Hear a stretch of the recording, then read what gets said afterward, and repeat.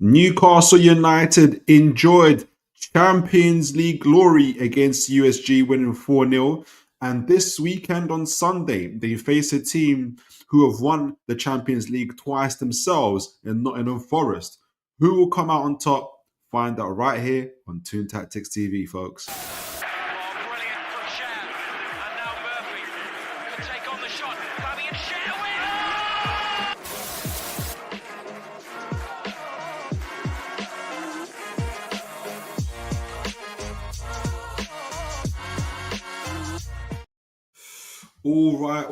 All right, folks. How are you all doing? How is your evening going? You can see by the puffiness and the redness in my eyes, you can tell that I'm already going through hay fever myself. So you'll see me be putting the mic and everything else on pause quite often, so I can just sniffle away the sniff. That don't sound good. That's a clip. That's a clip moment. Sneeze away the whatever I need to sneeze away, and just push through the show. But I was thinking about you guys today, and I was thinking how amazing you are. My own camera went out, as unfortunately I can't say isn't custom sometimes. Sometimes my mic goes out, and you guys continue on the show. You comment amongst yourselves. You just keep the show going, and it's absolutely phenomenal. I'm so blessed to have you guys and have the chat to be you guys here. You guys are absolutely amazing. Please do remember to like, share, subscribe. On tonight's show, we're going to be obviously doing the pre-match preview for the Nottingham Forest game. We are going to be doing the tactical breakdown of it. And within that, we are going to do a little bit of a review of the USG game, kind of weave that into our kind of overall tactical picture for the Nottingham Forest. Nottingham Forest, so I believe, are losing 3-1 at the moment. I don't know if I don't know what the end scoreline is. I noticed from the chats that some of you guys have already been watching the game. So I'm so looking forward to getting further context on everything from you guys as well. And yeah, I don't know who in the last predictions, by the way, for the USG game, who predicted 4-0. I'm sure someone did. I feel like, was it you, Adrian? Somebody predicted 4-0. I'm sure somebody, or 3. Someone gave a good score. I gave 2-0.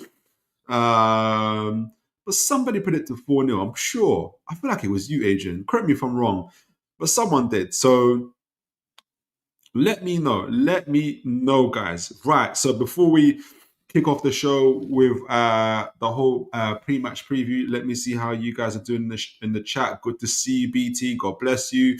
Good evening, Philip, and all those in the chat. Good evening to you, BT. Let me know how you are doing. Aaron Cave, good to see you, sir. God bless you. Okay, so Forest lost 3-2. Okay, 3-2. 3-2. Thanks for that, Adrian. Oh, Adrian said 1-1 for the...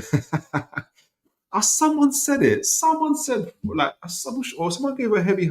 Did I give the biggest scoreline? I doubt that. I feel like somebody else just said, nah, like 3-0, 4-0. I feel like somebody just gave like a big scoreline. I was like, oh, okay. Aaron, good to see Aaron Cave. God bless you. Watch the Forest game. Good. I'm going to need you to and a few others to. If you guys watch the Forest game today, I want to hear your thoughts. I need to know what you guys thought because I've got lots of Forest material here. Aaron Cave watched the Forest game. They were absolutely awful defensively. Set pieces very poor. That's what happened at Tottenham. At defending, and Ange played his usual highline, which we're going to talk about. If we play our game, this could be a thrashing, in my opinion. Ooh, we're going to talk about it. I better see it in your scoreline, Aaron. I want to see it in your predicted scoreline.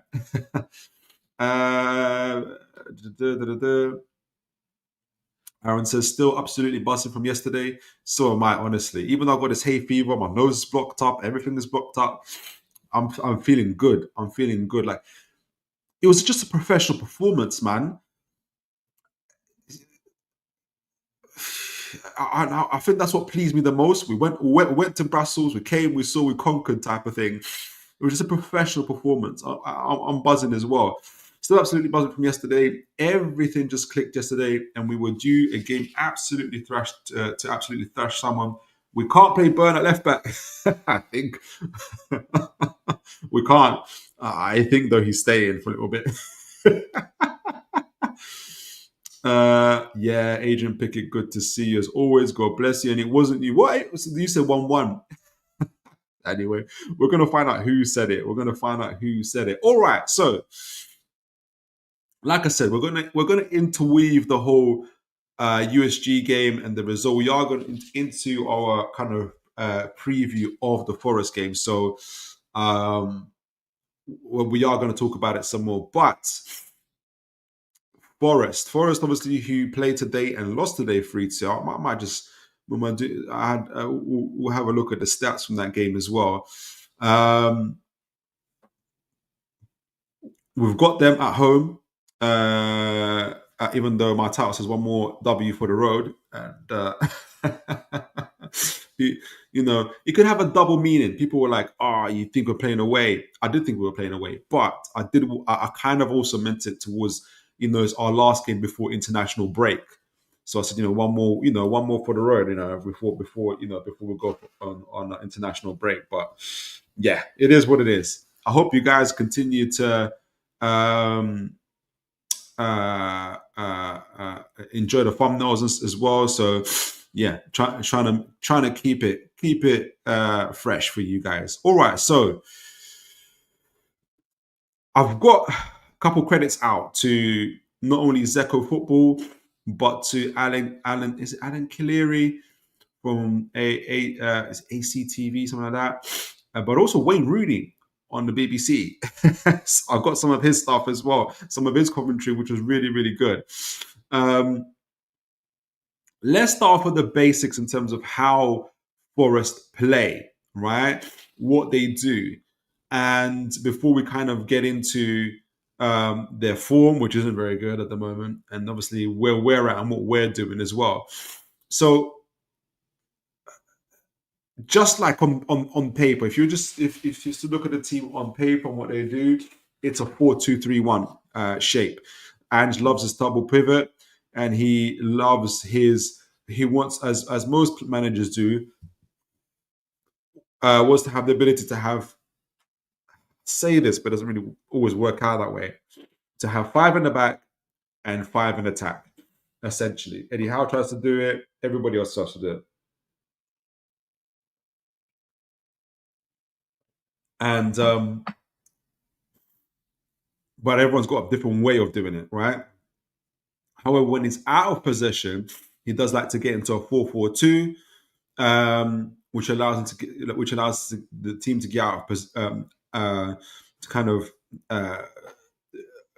to have a player at least in every area of the pitch to be able to cover as much part of the pitch as possible, and to be offensive, and to be ready to ready to hit the team on the transition once they collect the loose balls. And then once they do that, they get into a 4-3-3. Once that possession is, it's not 4-2-3, 4-3-3. Once possession is regained, and you can see there them getting very much offensive in terms of their attack and what they do. Now we're going to see a lot more than this. Actually, we are going to see their fullbacks. We're going to talk about their fullbacks, which are vital to how they play. Because when they get really offensive, these fullbacks, even both, will invert, and you see them pushing up, and you see them hitting, and which allows their number 8s to start hitting their channels, these channels here. Even sometimes the fullbacks would hit these channels here, and allows even the number 8s to either invert further or to hit the wings next to the actual wingers as well. What allows them to do is create overloads, either on the flanks or inside, further inside the pitch, or in terms of more central to the pitch itself. So we're gonna show how that actually breaks down as well. So there's various ways of how they do it, and they often end up with 2 players or 2 centre backs at the back, which was to the chagrin of many Spurs fans. And we're going to go through this. We're going to do a close-up of these pictures. We're going to show exactly how they play in terms of how they keep their kind of free-floating or ever-rotating central midfielders, how that works out as well, and how that allows them to never to keep a fluid play, keeps the opponent guessing in terms of which players to pick up.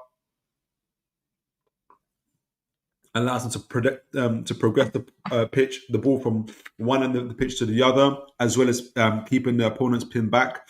So let's look a little bit closer about how they do that, right? So in this instance, this is their game against Burnley. This is under Ange Postecoglou, right? I know he's only been in charge since the Arsenal game. And so what you see here, and we're talking about their fullbacks here, so you can see Zinchenko.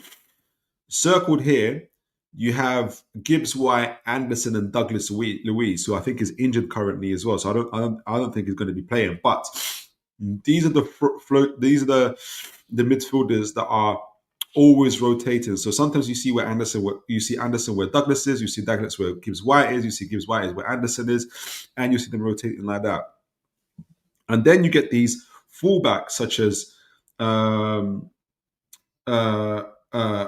Zinchenko here inverting and then creating these overloads here. So you can see Burnley actually not too, for instance, not in a too dissimilar shape to us. So they've got a flat four at the back here. I'm assuming there's a fullback here just out of shot. So there's maybe it's a 5-4-1 formation as well. And you can see what Ange wants to be able to do. He wants to be able to create these overloads here at this point on the flanks here. So even though you've got two Burnley players here, you've got Anderson, Zinchenko, and Gibbs White in the position where they can pass the ball. And you've got, for instance, Douglas Luiz, who's actually part of the three-man midfield, joining up with the attacker, who I think is Chris Wood here, right? And not too far from him here, next to Douglas Luiz, I want to say that's Nico Williams, but I'm not sure who that would be. Let me know, guys, who you think that would be. And obviously, you got the two wingers, touchline wingers on the sides. Now, Hudson-Odoi would be on here, but you won't be able to see him. That might actually be it's either Nico Williams or Ndoi on that side there, but it keeps the opponent's pin back. Big up to Ryan Gloria as well. I think it's Brighton fan. God bless you. Have fun exposing Ange Ball. We'll do my best. Mikey P, good to see you. God bless you. Big up Toon Tactics. Big up to you, Mikey. How you doing, sir? Aaron Came says, Ange Ball backline higher than Wiz Khalifa. We're going to talk about that backline. And BT says, it is rumoured that the club are said to have visited land in the Seaton Burn, which is a Washington favourite for the news site. Was that for the training ground? Okay, let's see. And King Cam, God bless you. Good to see evening all. So you can see how they're rotating, right? And in terms of their attacking play, and this is them being able to bring the ball out, right? And again, credit to Mr. Rooney, who talked about this. Here, and this is how we're going to see them rotating, right? And you can see, just before we see that, you see Zinchenko inverting. Zinchenko is so far, remember he's a fullback, he plays left back for them. And he's gone so far up the pitch, so high, so inverted that he's next to Wood. He's in line with Wood, almost closer than Gibbs White is, where he's chosen to play. But the whole idea is to be able to bring these overloads. But the main thing I want to concentrate on were these rotating midfielders. You've got Gibbs White, Anderson, and Douglas Luiz.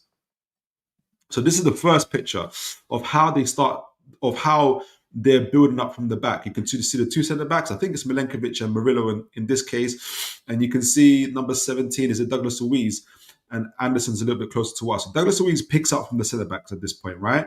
He picks it up. Next picture. Douglas Luiz now rotates, goes off to the right here. I think it's Anderson that's here. That goes further up more centrally, and I think it's Gibbs White here who rotates back here to collect the ball from to kind of do a 1-2 with, I think it's Murillo as well. So you can see the rotation happening almost like that before your eyes as they're building up from the back, and you can see Zinchenko is joined back into the play to be able to help with that. But the whole idea, as always, is to have these numerical advantages where possible. So if you're this Burnley player here, do you go for Gibbs White? If you go for Gibbs White, then you leave the space open for a Zinchenko or even possibly a Chris Wood, if Gibbs White is able to turn around and pass it through the channels, or to see off to Anderson. But the idea is for always to have these options to be able to rotate. So like I said, at the beginning we saw Douglas Luiz picking up the ball. Then Douglas Luiz picking up the ball with Gibbs White in advanced position. Now Gibbs White drops in, collects the ball. Douglas Luiz rotates with Anderson now in advanced position. Zinchenko dropping in. Then you've rotated even further. Now Douglas Luiz has picked up the ball, he's turned around, he's looking up, and it's Anderson who's dropped into the central areas with Gibbs White in the advance. Or is that Gibbs White? I can't remember which one it is, but one of them. Sorry, guys, I can't see from the image. Dropping him in advanced position, now rotating, and now in a two-man up front with Chris Wood. So it's always rotating, always keeping through the play, and the Burnley players haven't moved from any of their positions. They're having to keep disciplined, and they can't press because who do they pick up? And without breaking their lines, and what's keeping them honest are these touchline wingers. This time I think it's Hudson-Odoi on the far right there, and it looks like Hudson-Odoi from here, but I can't tell. It might be Bakwa.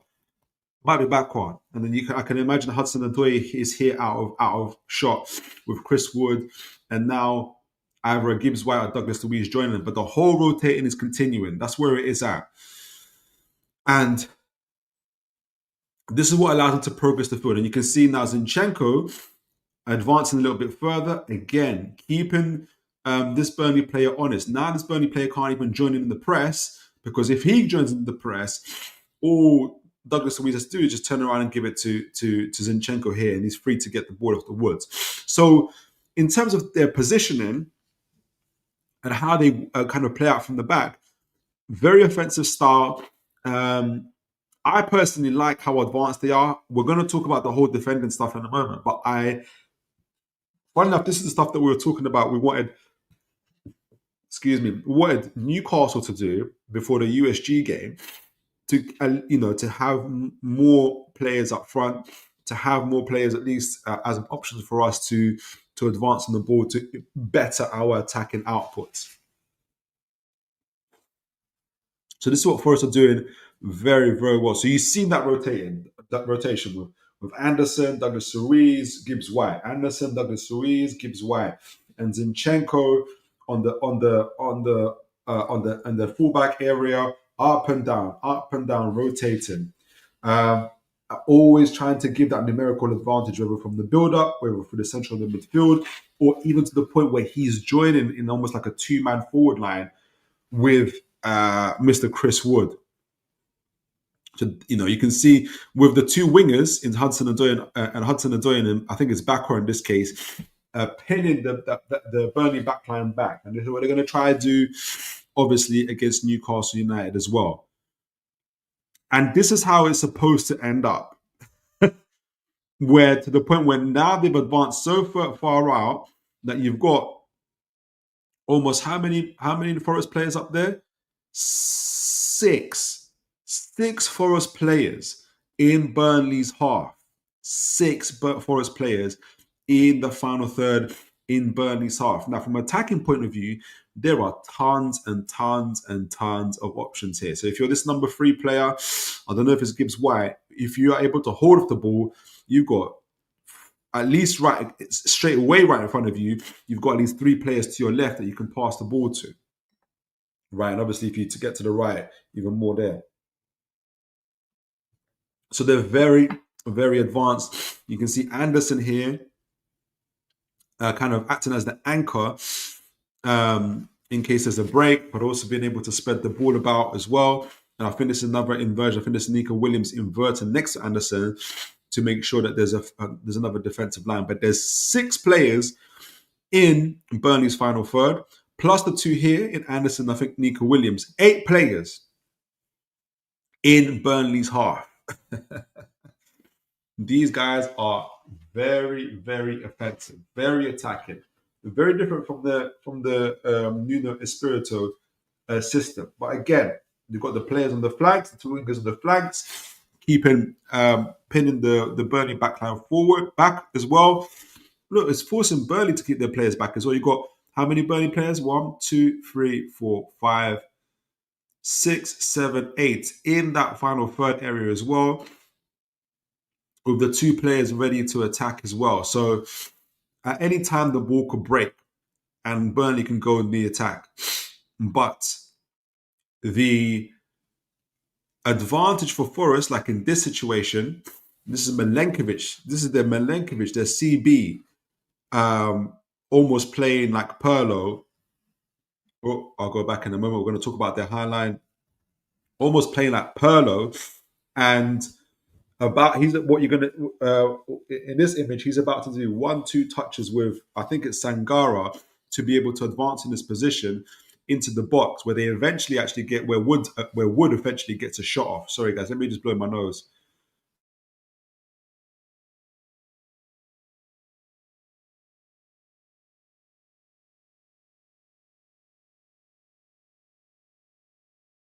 Oh, whew. Hay fever's crazy. Highlight is Milenkovic, and Milenkovic is not the fastest centre back in the world, right? He is not Malik Chow, right? I can forgive Malik Chow being in this position because I know should the opposition regain possession, Malik Chow at least has raw pace to get back. Milenkovic doesn't.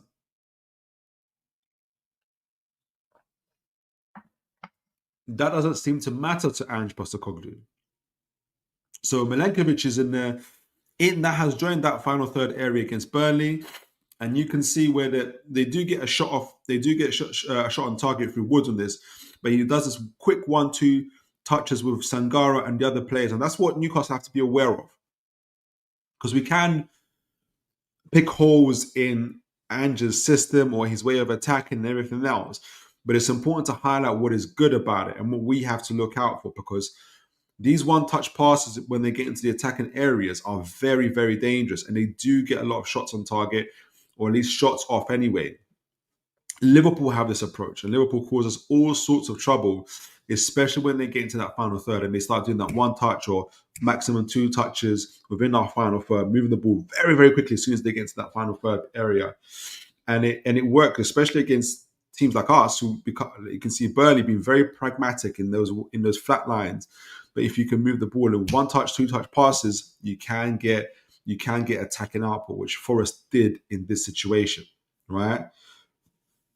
So you can see what Forest do in those final third areas. So before we talk about their high line, we're going to talk about the high line in a moment. But there's a few folks that have also come in. Kim Cam, God bless you. Hello, Philip. Hope you're good. I'm blessed, sir. Got a bit of a hay fever, but we're all good. We are all good otherwise. BT says, yes, near the Holiday Inn roundabout. Okay, so that's the training ground I think you guys are talking about. Aaron says, Sangara was good for Forest today.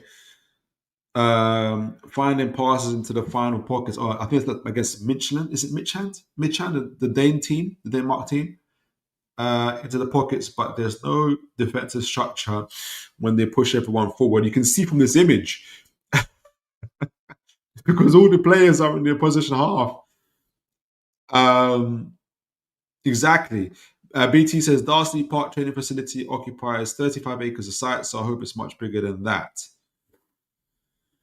Yeah, I think it's going to be world class. Whatever it is, it's going to be world class. So yeah, when Forest attack, they attack in numbers, and when they're in that final third, the idea is to have 1, maximum 2 touches, and then get into positions when you can get shots off as well. This includes their fullbacks, their centre backs, and their rotating midfielders joining in within the attack. Now, high line for life. Ange's high line for life. Now, this reminded me of the Barcelona game that we played, where Barcelona keep a high line for life. I don't know if you guys saw the PSG game. PSG were able to exploit that high line. Forest are not Barcelona. They don't have Balde in the back. They don't have Kubasa in the back. Players, centre backs of pace. And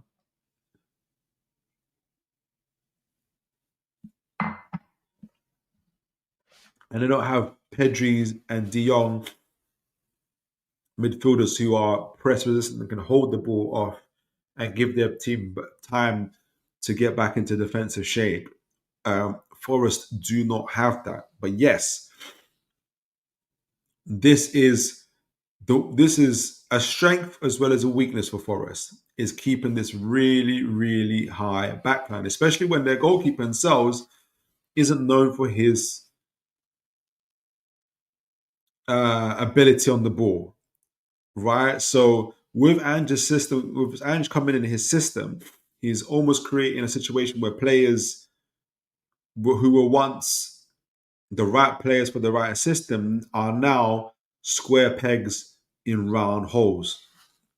You got Milenkovic now joining into the opponent's final third attack, where really he's a defender who's more suitable in defending in teams that are like to be in low blocks and counter attacking, which up until 5 games ago Forest were.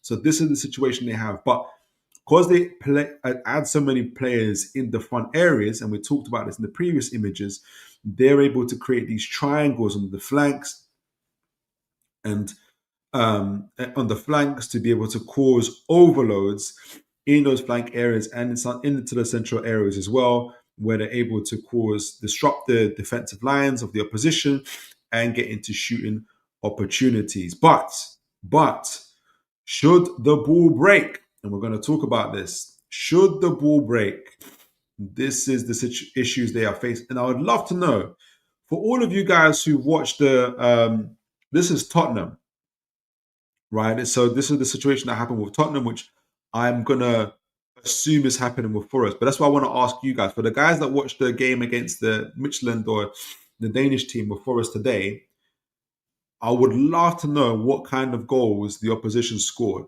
Was it something similar to this? Which is what was Ange's situation, which is a main problem, which was you've gone from obviously keeping this high line for life, which allows you to at least which at least allows you to create these overloads on the flanks and in the central areas. But the issue is, if the ball breaks, right? And as Aaron says here, for Alanga and Gordon are absolutely going to kill Forest in these transitions, honestly. Can you imagine Milenkovic having to chase back Alanga? And this is what happened for Tottenham. So yes, they've got these overloads. Look at that, 3 players in the attacking area, but they've lost the ball. And now you've got 2 centre backs. At least with Tottenham, they had Van de Ven and Romero, right? But it still caused them problems. I think Murillo is injured for this game, so it might be Milenkovic and Morata,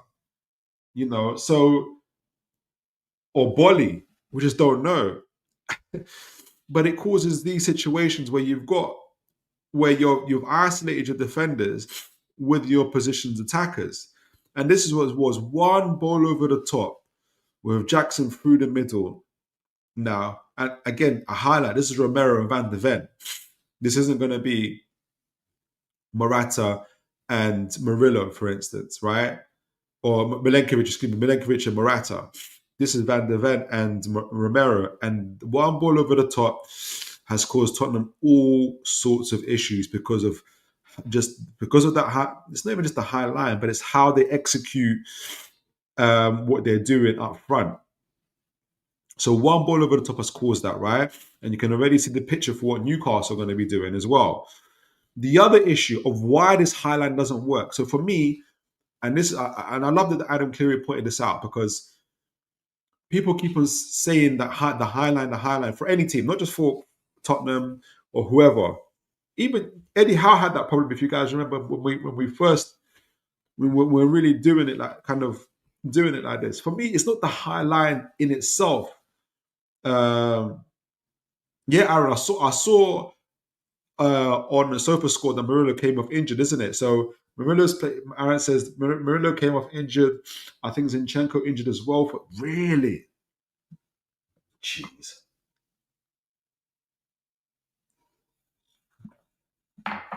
Ooh. Okay.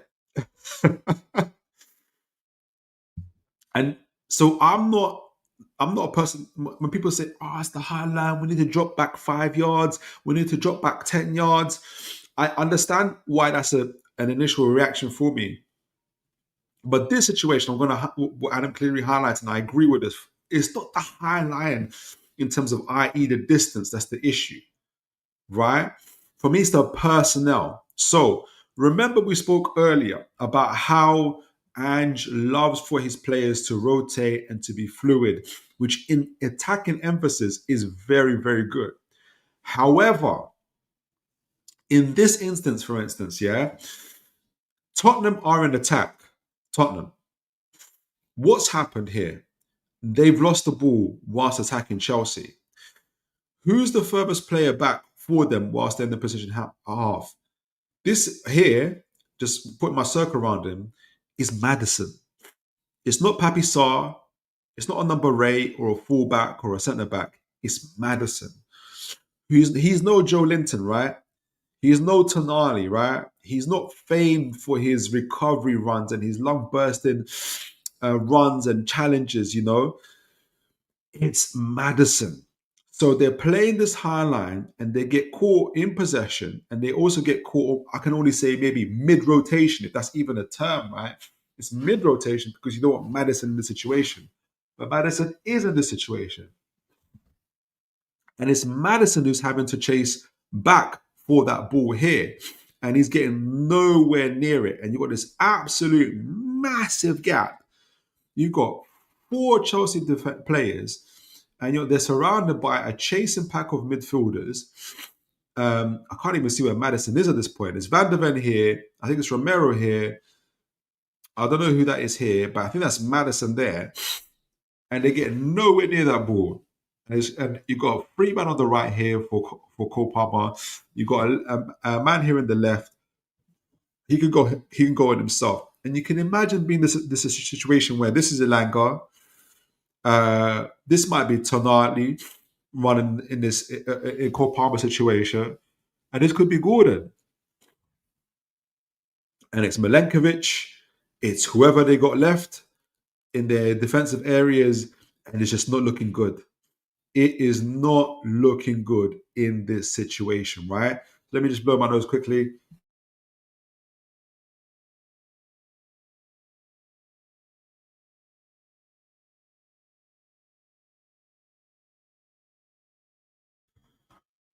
Apologies, guys. So, like I said, it's the personnel as a result of Ange's system. And this is Tottenham. They're having the wrong players in the wrong position. So I'm not against high lines if you can make it work, right? But if you create a situation where you've got the wrong players in the wrong areas at the wrong times, where you had Maddison, the ball gets caught loose, and you've got Maddison having to do recovery runs against Cole Palmer, against whoever fast forwards Chelsea have got, you're going to be in absolute trouble. And that's exactly what happened to Tottenham, right? So let's talk about. So that's Forest's. That's Forest's kind of tactical approach in a nutshell, right? 4-4-2 out of possession. Was a 4-2-3-1 shape. 4-4-2 out of possession. 4-3-3 in attack to a. When they put the fullbacks up as well, it turns into 8 players up front essentially. The idea being you're able to create these, as we spoke about earlier, these type of overloads on the sides. Where is it? Here we go. Yeah, create these type of overloads on the sides. Wingers on either side pinning back the opposition half to be able to do that. And that's what works for them, right? So you're going to see when we're in possession, you're going to see them in a 4-4-2 type of shape. The problem is when they're with the rotations and what they're doing is you'd have the likes of, I don't know who would be for them, who would be the worst option for them out of. You haven't got Douglas Luiz playing. I don't know. Would it be Sangara is now injured? So who would it be? McAtee? Probably McAtee playing, right?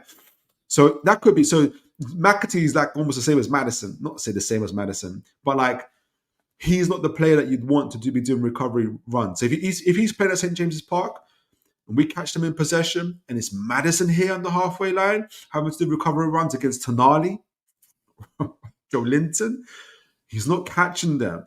Heaven help him once Gordon and the rest of them get on the ball. He's not catching them. So there's the flaws there in Ange's system. And you've already got players falling injured and falling apart. And we talked about this actually why Eddie Howe's taken such a pragmatic approach. And these are the reasons why. Already Forest team squad are falling apart and creating injuries for Ange's creating injuries for them. Right. So what is their form currently? And they've just lost the game. They've lost 2. Let's get into it. Let me find the screen and I'll get into the chat because I see a few people. The chat is ringing off today, which is very, very positive. Where are you? Share screen.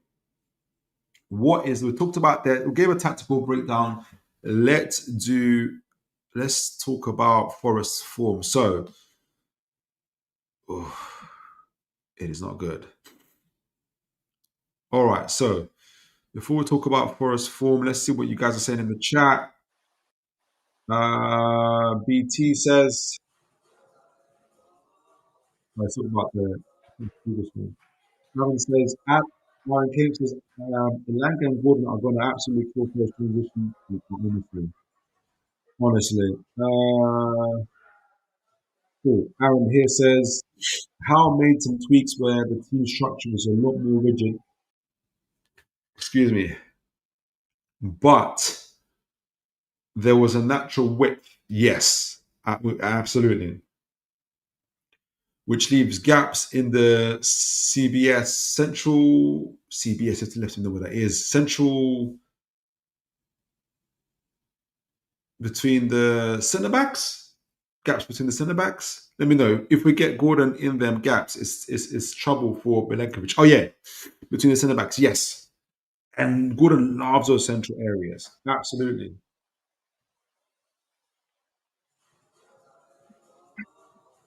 He's going to find them against Forest. He's going to find them against Forest. So let's get into Forest form, right? And it's not good. It's not good at all. So let me see where you guys can see that yet. Let me just zoom in a little bit. So just a reminder, Ange took over from the Arsenal game. We're going to give him a bit of grace, right? Arsenal, it was away at Arsenal, it was at the Highbury.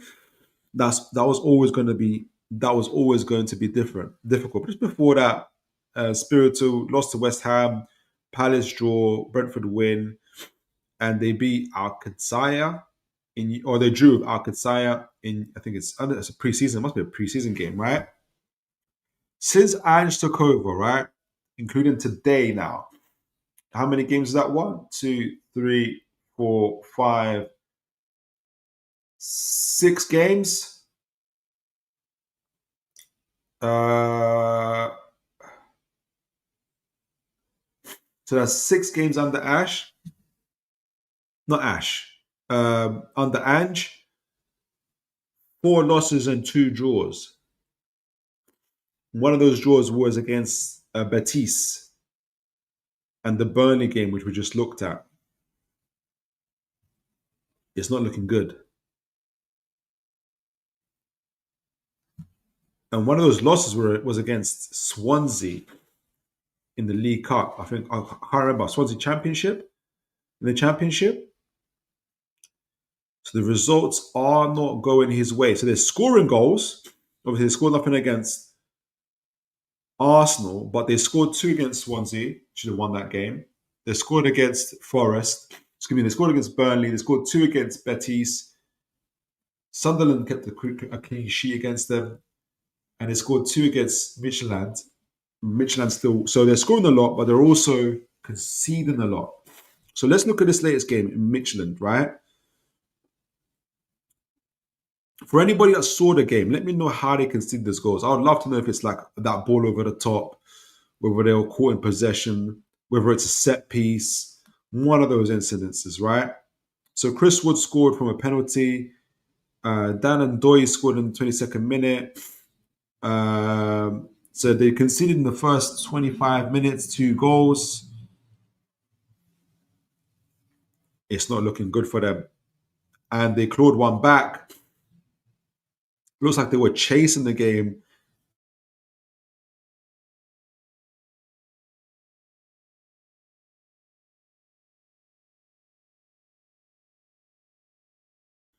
Whew. Apologies, that hay fever is crazy. But they're scoring a lot of goals and conceding a lot of goals, right? And this is against opposition that's not Premier League opposition, right? So, and they're getting injuries as well. So you can see, again, you can imagine this is Forest in the green, attacking momentum. I haven't seen this game. You guys have to tell me. But to me, it looks as though the majority of the attacking momentum is with Forest, which is not surprising.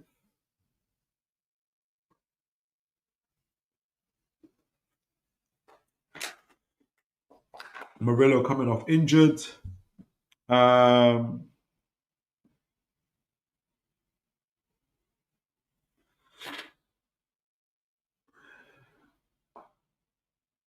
Sofa score there, giving Morgan gives White 6.1. Murillo's obviously coming off injured. Mbabu, is that which Mbabu is that? Is that former Newcastle player Mbabu? Is that him, guys? Let me know. Does he play for Midland? Let me know, guys. I didn't even know he still plays football. So most of the attacking momentum with them. Let me see what their shots on target. Let me see the rest of the stats. Is it there? Here we go. Let me see. 62% possession. Expected goals was higher with the other team.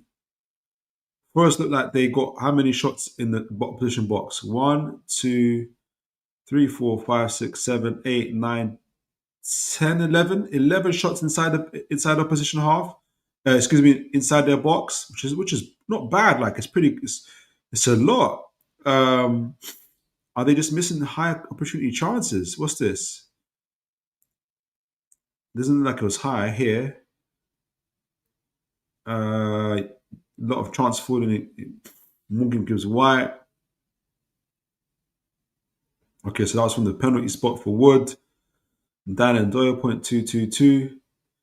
So a lot of shots outside the area, but those are low quality shots. So it's not good. So what about Midland? You have higher overall expected goals. One from outside the box, 2 right inside the box. Are they not defending? Were these crosses? That is crazy. So they had chances that they cannot miss. 0.94 XG creation here. Ooh, 0.75. There should have been another goal here. It looks like they should have they had 4 big chances. Metland and converted 3. Forest had 22 shots. How many on target? 22 shots. How many on target? Doesn't say. Not too many, I don't think. Then the more the possession, but they're just not able to get to convert their chances or defend either.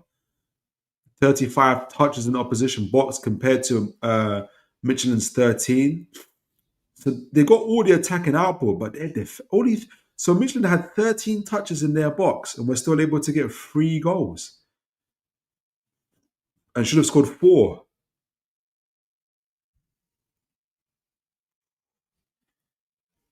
And then they're coming to St. James's Park on Sunday.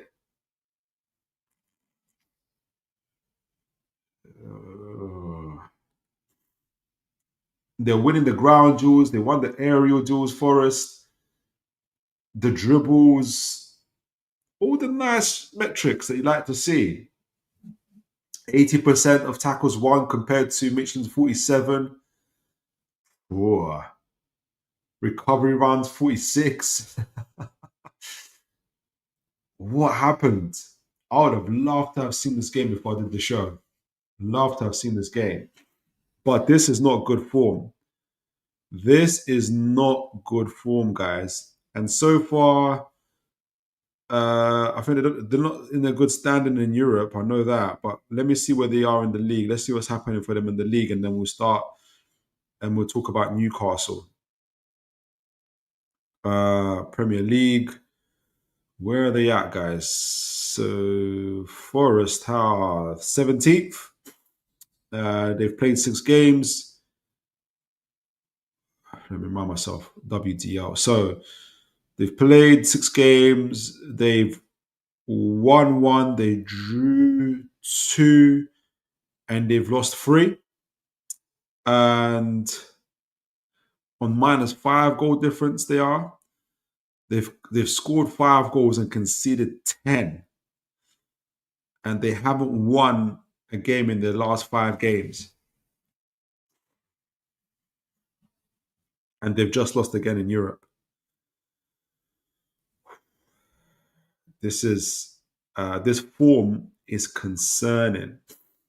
So let me know what do you guys make of this? What do you guys make of this Forest team? Because they don't look like they're in good nick at all, in my opinion.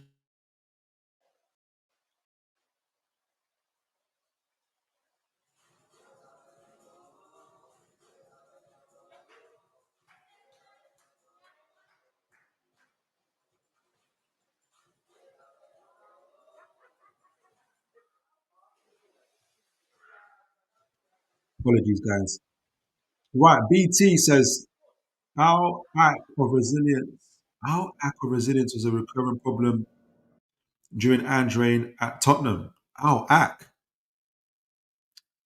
of resilience. Let me know what that means, BT. Aaron says 2 of Forest goals conceded were from set pieces. You're joking me. Newcastle, we've got to score from a set piece. We've got to do this, man. Goodness gracious me. Because one thing that we do need to work on is our set pieces. I know that we've got to get goals from set pieces, honestly. I know we've got one against Arsenal. We've got to do more. We've got to do more. 2 Forest goals conceded were from set pieces. A simple flick on for the first one, and not winning the first. Third goal was a counter attack. Jeez. I think I've got my prediction in my head beginning to formulate. BT says Forest weaknesses at protecting Leeds predates Ange's arrival despite a more counter-attacking style under Steve Cooper and Nuno. Yeah, I remember seeing shows around that as well. Aaron says, yeah, and Babu used to play. Here's the same Kevin Babu. Oh my word. It is the same guy. God bless him, man. God bless him.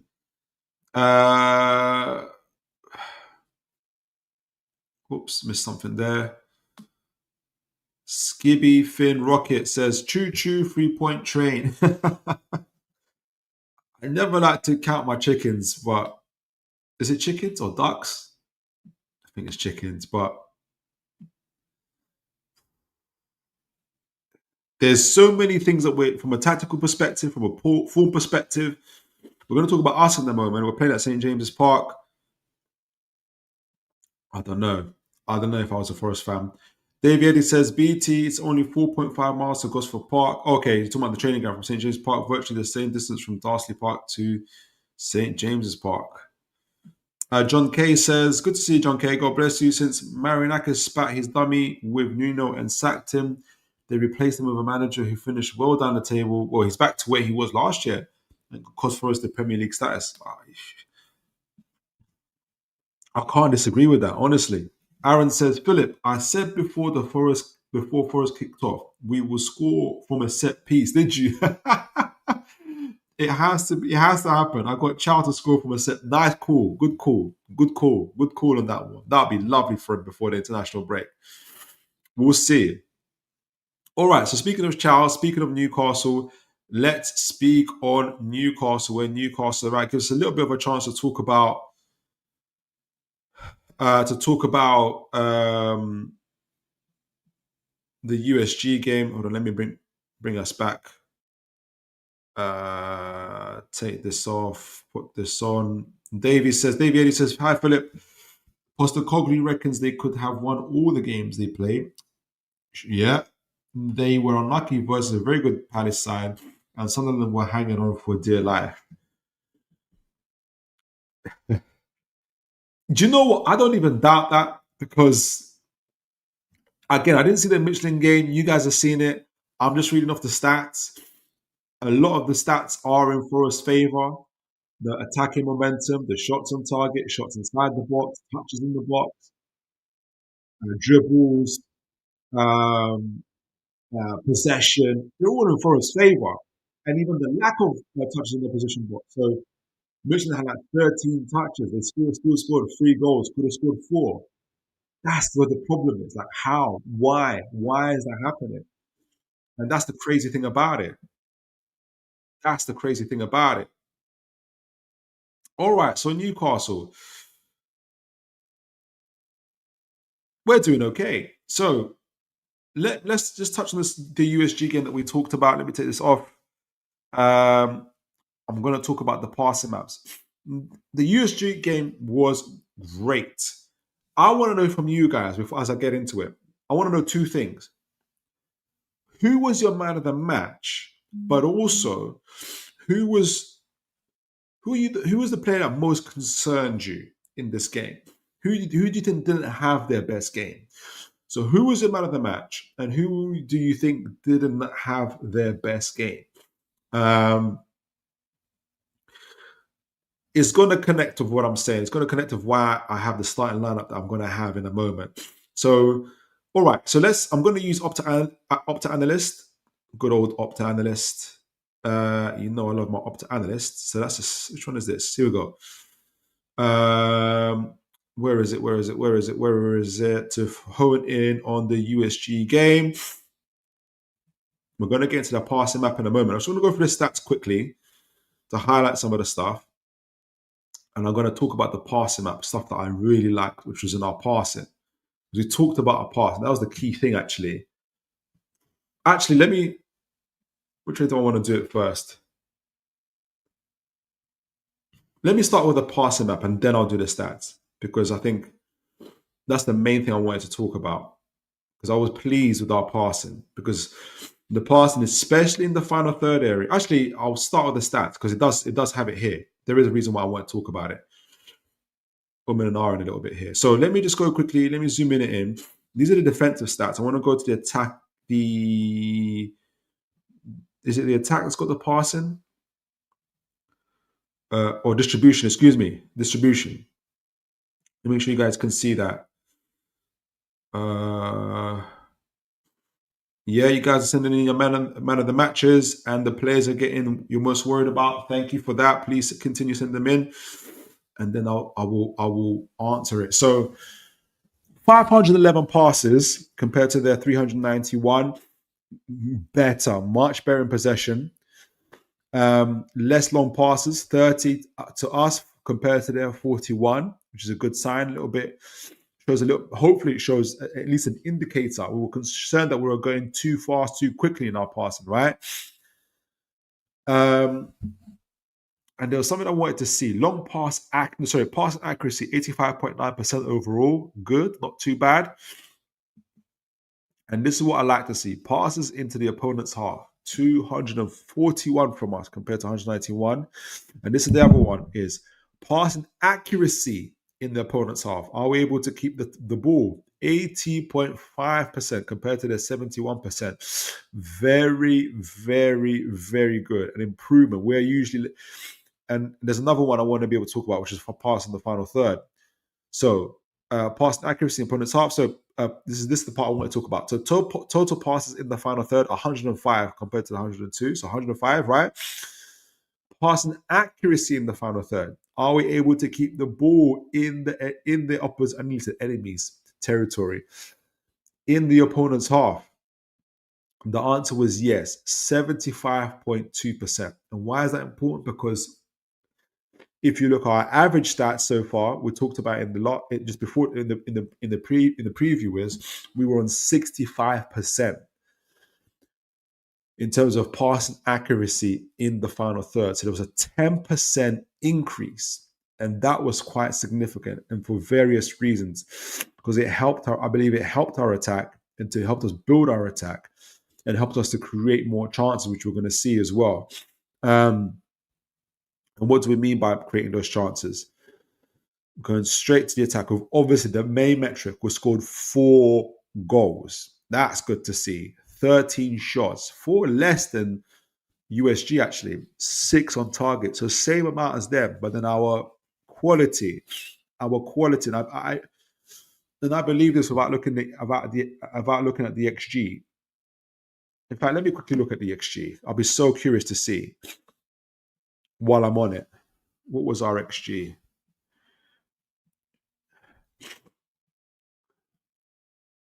Because I want to be able to see our chances created. Were we creating better chances? I'm pretty confident. We were, but I just want to double check. Again, most of the attacking momentum was with us. Yes, 2.76. So we actually outperformed that XG. So that's USG. So you can see us in the opponent's half. 3 goals. Obviously, 2 of them were penalties, actually. So to be fair, 2 of them were penalties. But is it Barnes' goal? That's Gordon. Again, Barnes, 0.23. Gordon, 0.15. So it's not... I guess most of the XG was from the penalties. There was another shot from... There was Barnes' goal. There was another one. There's one in the middle there, but I can't get it. So an improvement at the end of the day. An improvement from what we did last time, right?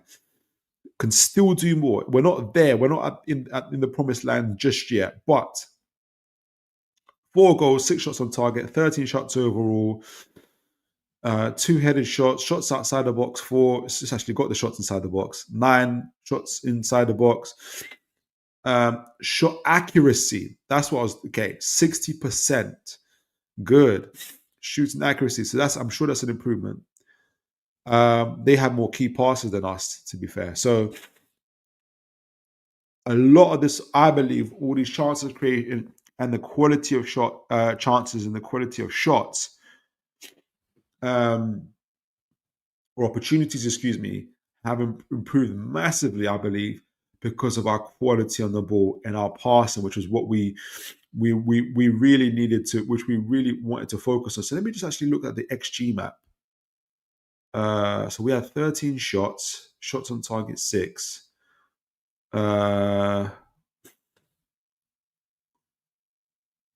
Which side are we on? It's okay, Gordon. So you can see here, this is Newcastle, right? Where are you guys? Can you guys see? Yeah, you can see it. So let's look at it. So on the other side is USG. So you can see USG. Okay, so USG had, before we go on to us, and we talked about our defense is not a problem. Yes, USG had chances, but look how small the XG is. It's not massive, right? Now, that big blob here is the penalties that we had. But we had some decent chances. Right footed shot from Voldemar. Oh, that's a goal from Voldemar as well, actually. So what chance did they give that? 0.67, not too bad. 0.78 for the penalties. 1 shot here, 0.2 for Gordon again. Barnes, the goal.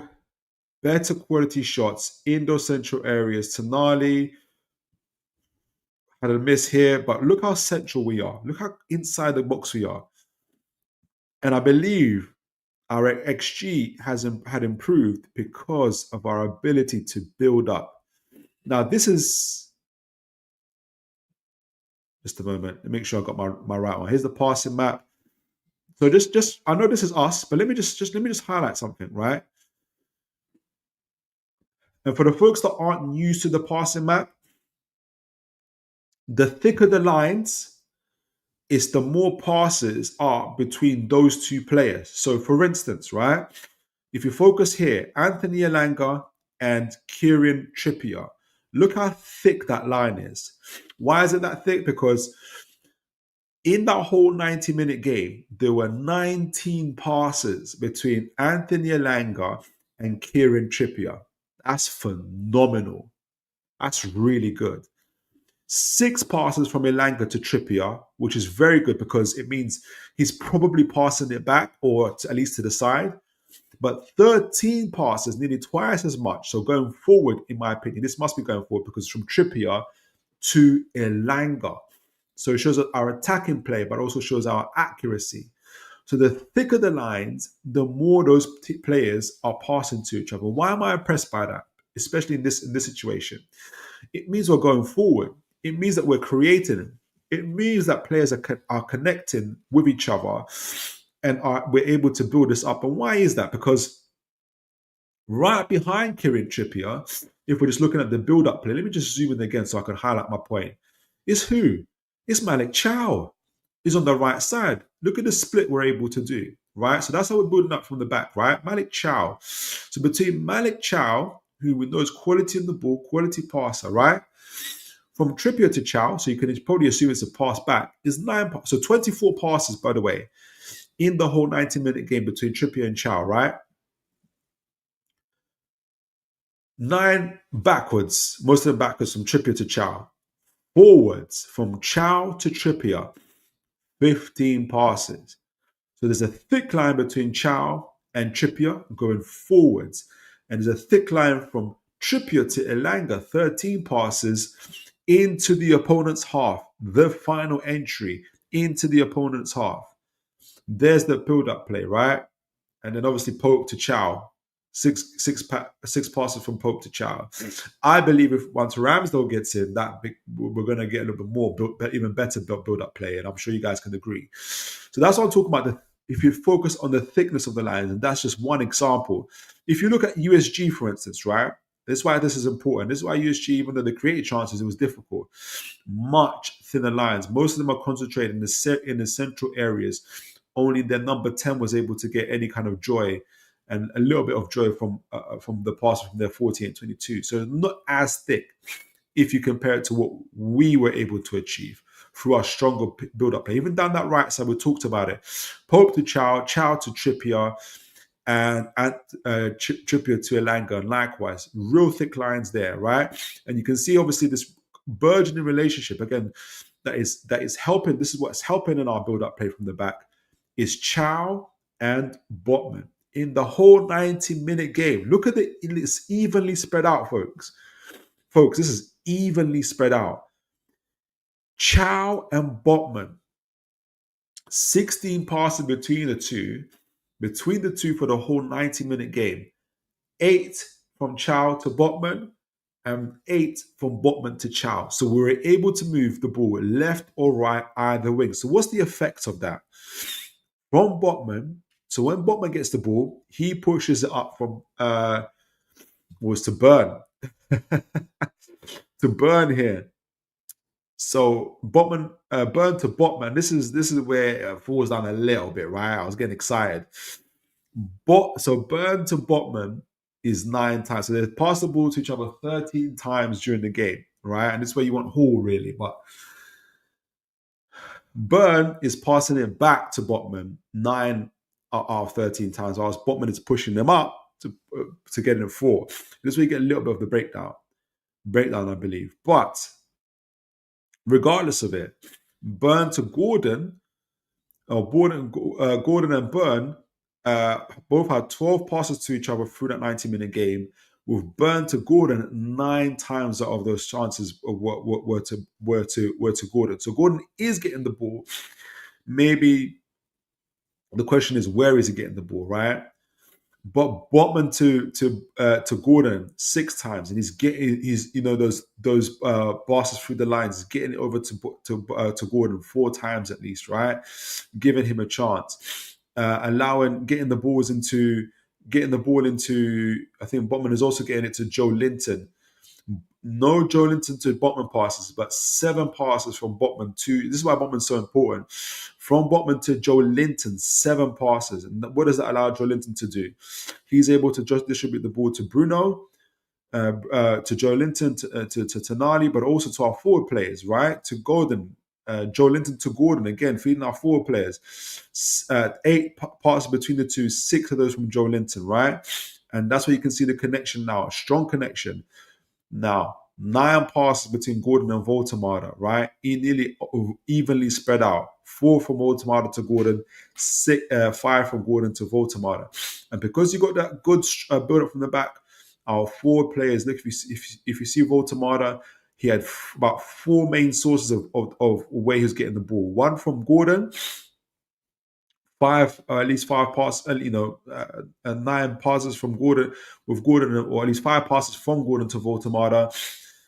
The others, 15 passes from Bruno, between Bruno and Voltemada, right? 10 from Bruno towards Voltemada. So you got the ball 10 times from Bruno, 5 times from Gordon, 3 times from Elanga, and he got the ball 7 times from Trippier. So he had about 4 or 5 sources that were getting him the ball each and every time, as well as Voltemada bringing others into play, which was absolutely phenomenal. His creativity, his hold-up play, but his creativity, his execution, Voltemada is phenomenal. Voltemada to Elanga 4 times. Voltemada to Gordon 4 times. Bringing his number 8s into play. Voltemada to Bruno 5 times, right? No connection with Tonali just yet, but I'm sure that will grow. But at least 4 or 5 sources that Voltemada, that were feeding Voltemada and getting him that creativity, getting him that ball in as well, right? Burn is the one that I think we need to. That's where we need Hall, right? That's what people are talking about Hall. But Burn obviously is there for his height, for athleticism, and for his leadership as well. So I think that's going to be the main thing. But I'm sure Hall. I'm interested to see what happens with Hall coming in and with Ramsdale. But we've got 2 ball-playing centre backs, and we are absolutely using them to the max, right? I want to see a little bit more from Chow in terms of passing between the lines. He was doing that in other games. I want to see that against Forest. But Botman is the connector. Botman, look at Botman. Botman to Bruno. 11 passes between the two. 7 from Botman to Bruno. Botman to Nali. 15 passes between the two. 7 from Botman towards Tonali. Botman to Joe Linton. He's feeding the midfielders each and every time. 0 from Joe Linton to Botman, but 7 from Botman to Joe Linton. He's feeding those central areas. Phenomenal. Feeding Burn, obviously, as well. Getting the ball over to Gordon. Botman again. 4 times. 4 times is getting over. Chow at least is getting it to Bruno. But Botman was the main source, getting it in between the lines, getting it into central areas, getting into our midfielders, as well as our fullbacks. Obviously, Kieran Trippier is phenomenal himself as well, getting it to Voltemada 7 of the times, getting it to Trippier to Elanga 13 times. So it's this passing, technical plays in an advanced position, getting the ball on and creating these thick lines, lovely thick lines where you can see creative players on the ball, being able to pass to one another and to create chances. Love to see it. Love how they're all close to each other, especially our midfielders, right? And we're able to do this because we're passing the ball much better. Our passing accuracy is better. Our passing accuracy in the final third or in the opposition half is stupendously better, right? So this goes back to who was your player of the match? Who were you most concerned about, right? I always want to change my mind to Botman. Because he had a phenomenal game from this. But I thought Botman, Tonali, Voltemada, Elanga 2 and Gordon had a really good game. I think in my reaction video, like my reaction shorts, I gave it to Tonali. I thought he was phenomenal as well. But it's close for me. It's probably between Tonali and Voltemada for me. I really, really like what Voltemada does with the ball. His hold-up play, his dribbling, his creativity, his execution. He plays the way that, excuse me, folks, the way he passes forward is so creative. It's so, so creative. And how he brings others into play, phenomenal.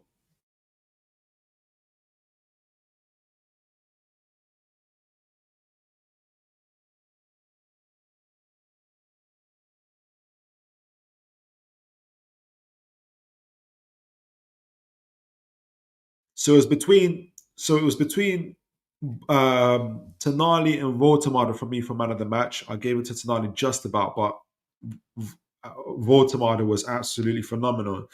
The player I was concerned about, or I didn't think had the best game, was Joe Linton.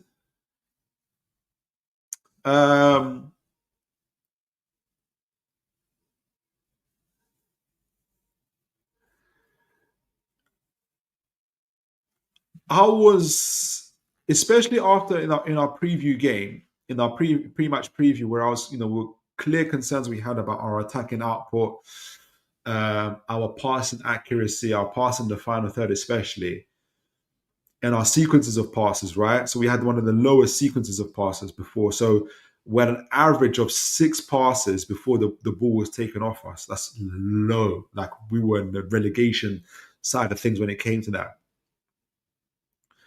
So I naturally, when watching the game, was counting a lot how many sequences we're able to do.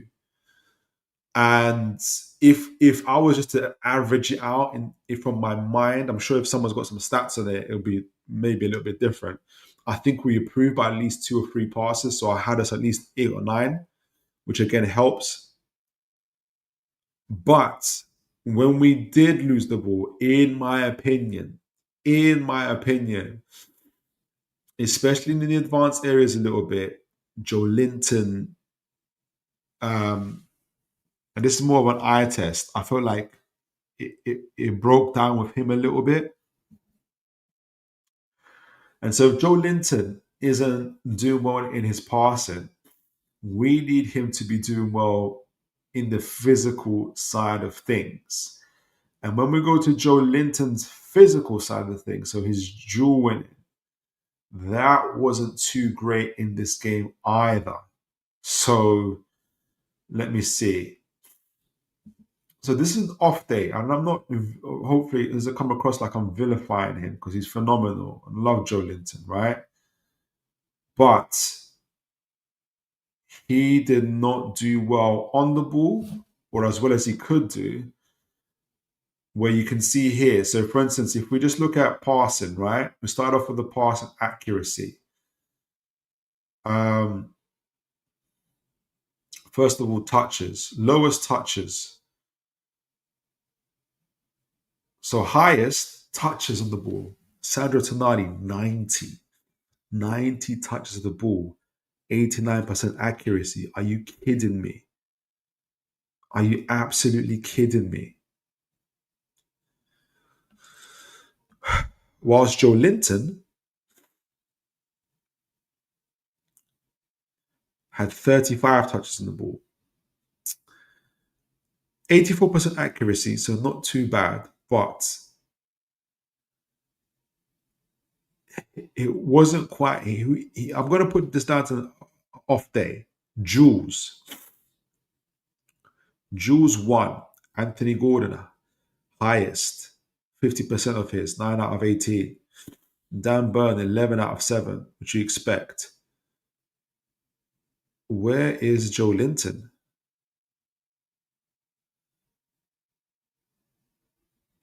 Three out of 11.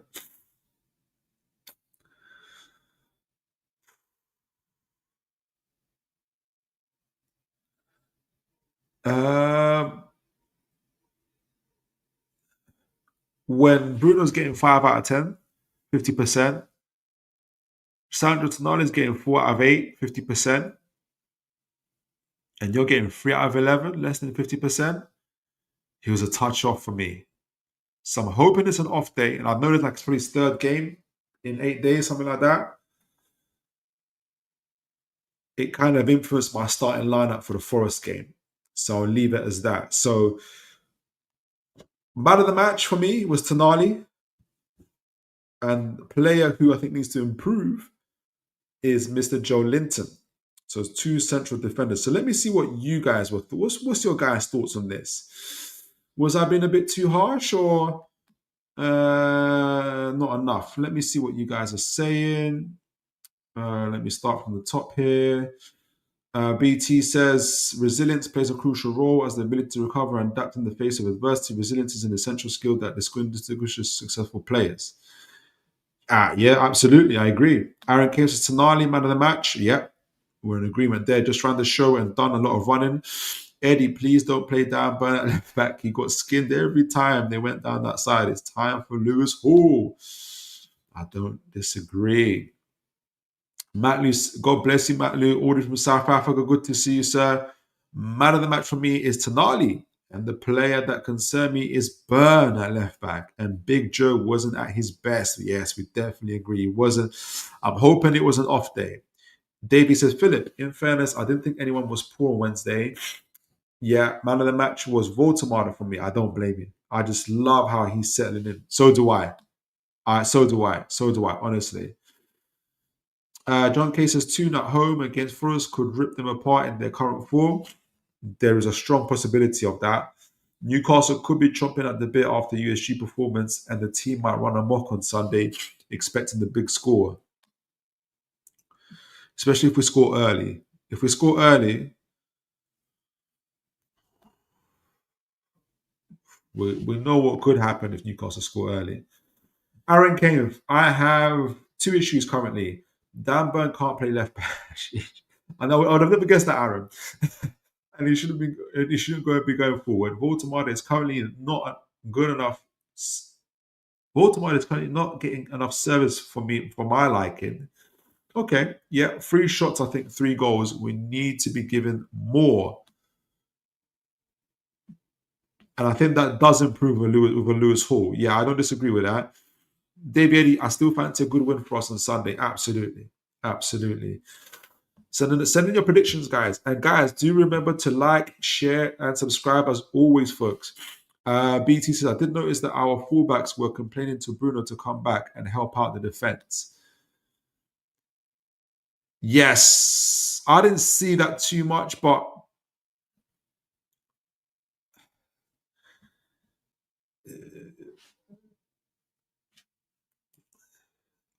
he had instructions to be, he would have had instructions to be as high up the pitch as possible. Like, yes, he needs to stay sharp, but I wouldn't have blamed him for staying up front. John Kay only have 2 concerns that could spoil our game. Dan Burn at left back. And Lascelles turning his back on attackers, keeping him off the pitch. He's a dud that costs us points. Oh, gosh. Lascelles, for me, is still one of our pillars, man. John K, great stats. Phil, keep it up, lad. Good channel. Thank you, John K. Really appreciate that for you. Really, really appreciate it. That means a lot. That means a lot.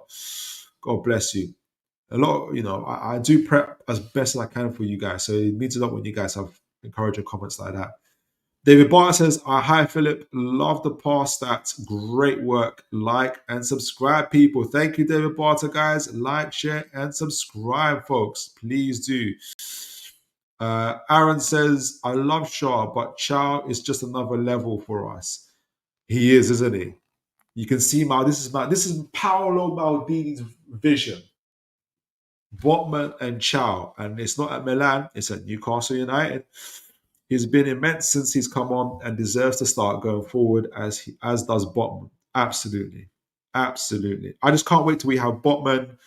We have Botman, Livramento, and Hall, and we're not going to see Livramento for a while. But I also want Ramsdale and that. I want this ball-playing back line, including the goalkeeper. I need to see it. I need to see it. Aaron says Tonali was dropping in at times to form a back 3. He was, yes. We talked about that as well. while Burn went to press the winger or trips, etc. Ramsdale coming in to form that back three really frees Tonali to combine. Absolutely it does. Absolutely it does. Absolutely it does. John Kay says, man of the match Tonali, this guy is extraordinary and his work rate is phenomenal. John Linton, too many yellow cards and needs to improve on this. We can't afford suspensions this season. It's going to be hard. That part's going to be difficult, John. But I don't blame you, but it's going to be difficult. Aaron says, J7 is phenomenal for us, but technically he's not the best. Ramsey could have been ideal in all honesty here. Absolutely. Absolutely. And especially now we've got ball-playing centre-backs who are able to pass between the lines. Look at you just saw Botman's passing stats, right? He's spreading it everywhere. J7, Gordon, Tonali, Bruno, Burn, they all got the ball. Voltamada, they all got the ball. So we're going to get the ball in the opposition half just through our centre-backs alone. That switches it from... That means that we need our midfielders to start to be press resistant and to know what they're going to do with the ball before they get it and to be ready to hit it in advanced positions, right? Like Voltamada does, right? And Matthew says we're going to hurt teams if we play both Wissa and Voltamada. Jeez. The way Nick drags defenders with him when he drops it, creates the spaces behind the defenders, and that's who. Whistle, absolutely. That's when Whistle will pounce. Absolutely, I absolutely agree with that. Absolutely agree with that. Okay, so a lot of folks had Tonali man of the match. A couple had Voltamada man of the match. We all kind of highlighted our concerns for J7. I get folks don't like Burn at left back. This happened in the first year. Well, second year technically. We've gone to the Champions League, but we got to the Champions League with Burn predominantly playing at left back. Now, don't get me wrong. That's not my ideal going forward, but I can see why Eddie's rotating. I can see why Eddie's relatively conservative in terms of using Hall too much. He didn't even have Hall on the bench against Arsenal, for instance, right? And obviously he was on the bench against USG. He might play. Now that I'm thinking about it, he might play against Forest. Let's see. So, and Aaron says, I forgot to mention, yes, Osula, by the way. Osula was absolutely brilliant when he came on. Phenomenal. You can see he's improving with his decision-making. Great final third assist, isn't it? He's a real dark horse for us. I can see him getting goals. He's going to love it against that Forest backline if he plays. Final 20 minutes, final 30 minutes. I can see it. So let's, as always, guys, I was talking to you. I'm already thinking about changing my team. So let's get to the tactics board. Always happens when I'm talking to you guys. You guys make me change my mind every time. All right, so let's do this. We've talked about it a lot, and we kind of know where we're at in terms of Forest a little bit and what's happening with them. So let's get to it. Let's get to it. Like, share, subscribe, folks. Like, share, and subscribe. Let me just blow my nose quickly. Apologies.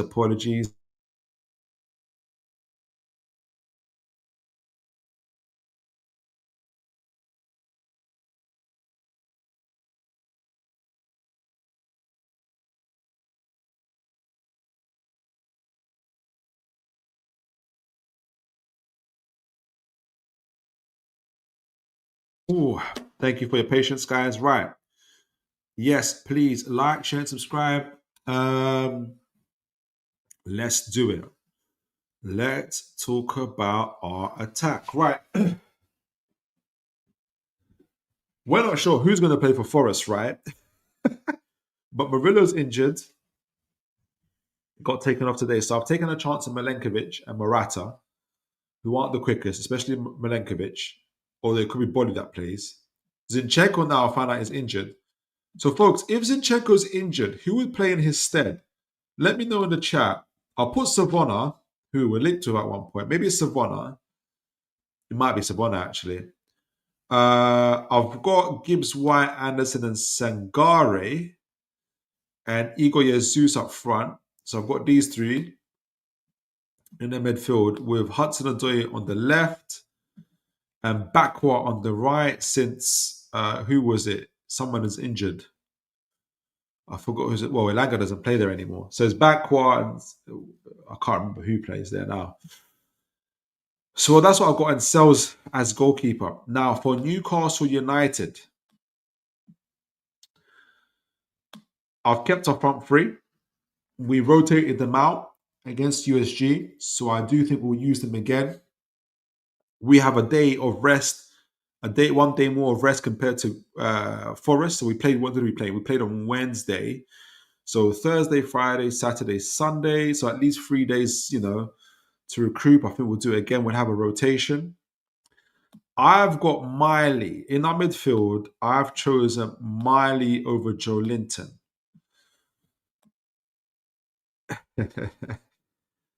Would Howard change it just because of one game, because of performance for Joe Linton? Probably not. What I suspect is Joe Linton might be a bit tired. I'm going to put it down to that. The fact that his physical duels were a touch off against USG signals to me that maybe he's not in his he needs a bit of a rest. And Miley's exceptional, or getting to exceptional, in his distribution of the ball for me. And you know that these guys are going to rotate between each other as well, especially between Tonali and Miley. You see Miley in these situations, or in these situations on the right hand side, really, really good at kind of distributing the ball, keeping it live, keeping it going. And I can see him playing. So I've got Miley. It's a risk. But I've got Miley. I think Burn stays. But having said that, there's a reason why Hall didn't start against Arsenal. Fatigue. Was on the bench, but came on. And now maybe Eddie Howe has primed him to be ready to start for Forest. Maybe.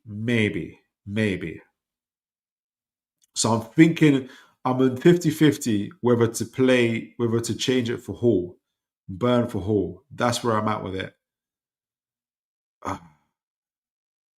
Let's do it. Let's do it. Let's start Hall. Where is it? Let's get Hall. Or does he start Hall?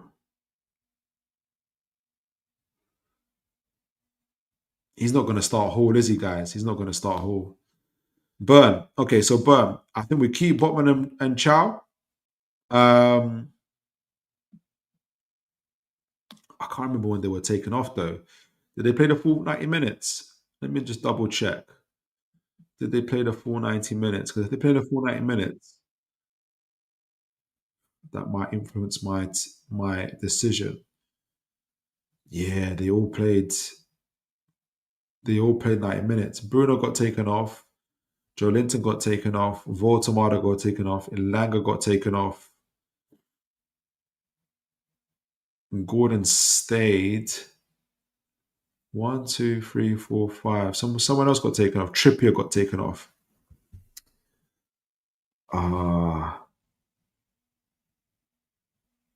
So maybe Joe Linton plays, but okay. So let me know what you think of my starting lineup. Let me know what you would change. But I think this would be a back four: Botman, Chow, Trippier, Burn. I'm gonna go for Miley. I'm gonna make one change for Newcastle. Miley for Joe Linton. Let's go. Okay, so we've talked about how Forest love to attack and what they like to be at in terms of being able to push forward. You will see these. Their wingers keeping point, keeping our guys on point here, back or on either side, getting chalk on their boots there, and you're going to see them matching up with our midfield here. Anderson typically, well, he could be here with Tonali, and then you're going to see Marata Milenkovic in the central areas with Savona pushing up here. Well, it's interesting how they'll do it. So they'll either have Savona here and get backward to cause the overloads, but the whole idea is to keep us on point. So you have it like here, or Hudson on the left here, Sangare pushing up, Williams pushing up, forming these areas here, almost here sometimes, depending on how they want to do it. But the idea is to cause these overloads. So you see Hudson pushing in as well, Williams pushing up. So very, very aggressive, right? So Sangara here. So they've got a bit of a box midfield here. Let's get the square.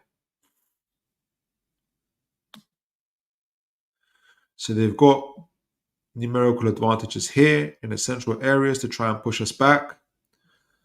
And you'll have these midfielders. Let me see if I can get them all together.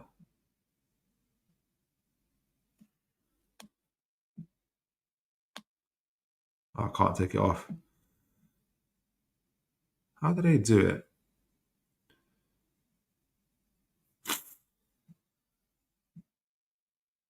Here we go. And they'll always be rotating.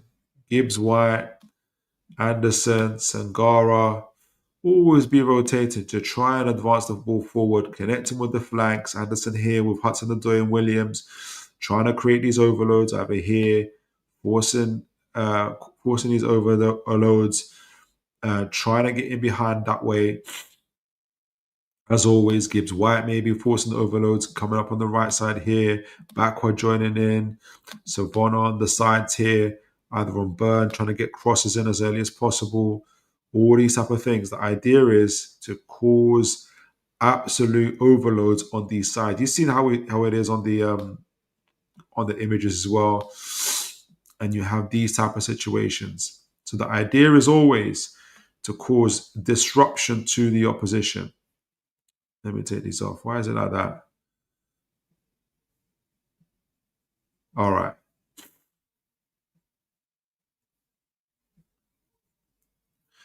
So that's the main thing they want to do. Take that off. Let me see what we've got here. Oh, take that off. Right. So, and where's the ball? Here we go. So yeah, always to try and cause these type of situations where they can cause overloads, as we talked about here. And that will be the main thing that they're going to try and cause for Newcastle. Now, if Newcastle aren't careful, having said all of that, if Newcastle are not careful and don't do their due diligence, their backlines will be overloaded, and they'll allow me playing is in behind. I don't think that's going to happen. We, as always, a little bit like Burnley did, will fall into this flat backline, right? And part of the problem was for us previously, when we fall into the back line like this, we were left Voldemort isolated, but we also didn't have enough attacking output as a result of that as well. So let me just put that in the bin. So that'll be the main concern for me. So when they do have the balls, Milenkovic and Morata here against Voldemort, the main thing for Newcastle is here, as obviously now we totally cancel out these overloads here, because you've got Elanga pushing back with Williams, Trippier pushing back with Hudson-Odoi, Chow and Jesus, Botman and Bakwa, if Bakwa joins in, or if Bakwa is here, Botman and Bakwa, whoever comes in, maybe probably Gibbs White and Bakwa on this and Bakwa here. Gordon supporting Burn, so Burn is not necessarily being in a 2v1 versus Bakwa, so Gordon is going to be important. Or Tonali dropping in here as well, getting these gaps, so it's completely nullifying the whole idea about being overloaded on the sides here. So where is it? So these are the areas where they're going to try and cause these type of overloads on the flanks. But with the back line now, you've got players from Newcastle who are able to support. The main thing for me now is, if you take that off, how is being able to expose, absolutely expose Forest's back line. And the idea will be either to get into these flanks. Let me do a better flank than that.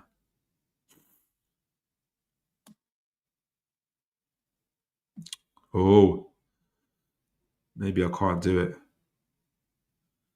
So let me get to these flanks. Here we go, rectangle.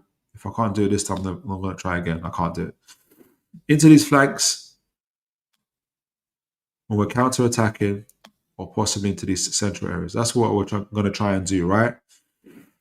So say Sangara plays the ball into, tries to play the ball into Bakwa. Botman collects it. The main aim now is here. Tonali to turn around to break the lines. Gordon to get himself up. Miley probably has the running shoes on. Gomeres should be on. But the main thing is here is our width. Gordon and Elanga. Gordon and Elanga are going to be absolutely pivotal. Now, you've seen what Botman can do. But Botman has the ability to hit this directly to Gordon, right? And then you got Morata with the unenviable task of having to turn around and chase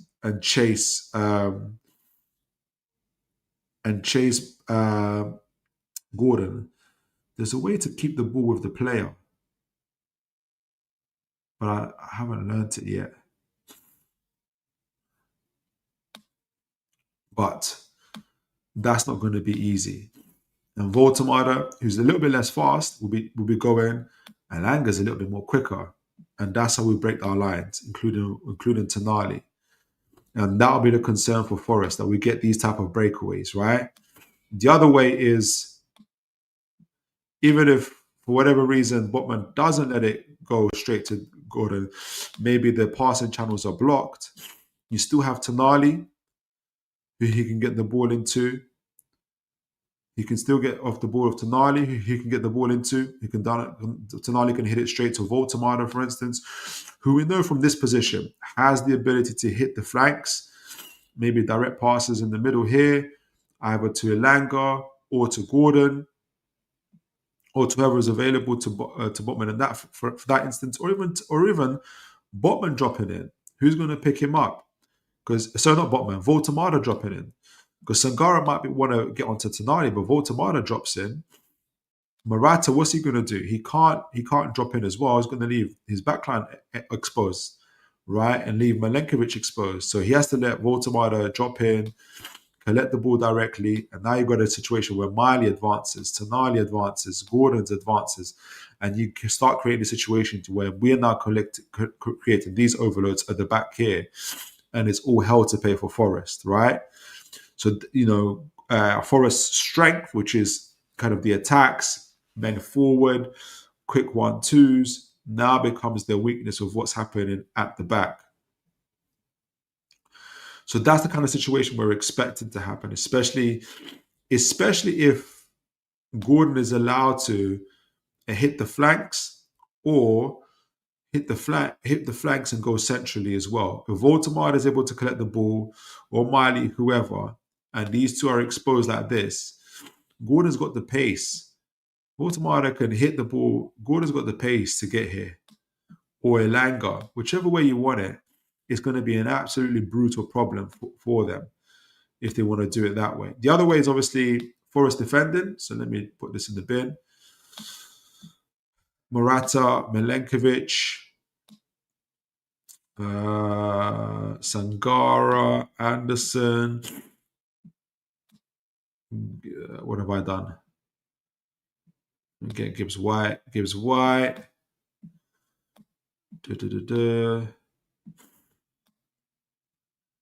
where is it? Williams, right back. Savo, no, left. Is it left back? Left back. Igor, Bakwa, Odoihi. Forest like to defend in a they like to be in a 4-4-2 primarily. So they'll have either Jesus, maybe Bakwa like this, Jesus. So initially they'll be in a 4-4-2. It's important, and this is where you sort of burn. You do want Hall, but I can see Eddie Howe sticking with Burn. Right, I can still see Eddie Howe sticking with Burn. So let's see where we're at, what we're doing. Miley, Botman's here. Well, maybe Miley here, screening the back line. Tonali and Bruno up front.